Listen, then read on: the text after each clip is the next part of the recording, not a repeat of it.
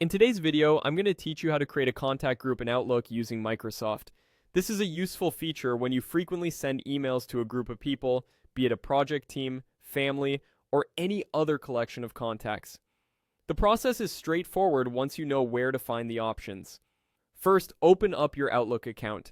Simply go to your browser, navigate to the Outlook homepage, and log in if you aren't already. Once you're on your homepage, keep your eyes peeled for the left corner of your screen. This is where most of your navigational tools live. You're going to look for the Group section. Now, depending on your setup, you may find this directly in your main menu, or it might be tucked away inside the More Apps section. So, if it's not immediately visible, don't worry.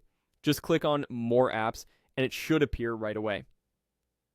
After you've located the Groups section, go ahead and click on it.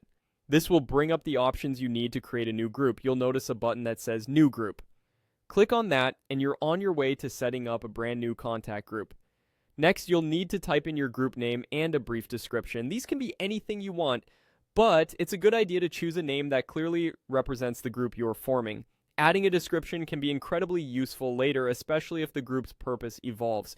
Once you have your name and description set, it's time to make it official by clicking Create.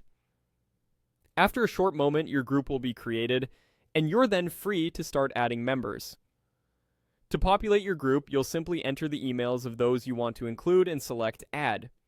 It's a good time to double check that you've included everyone you meant to, as this helps ensure no one misses out on crucial communications.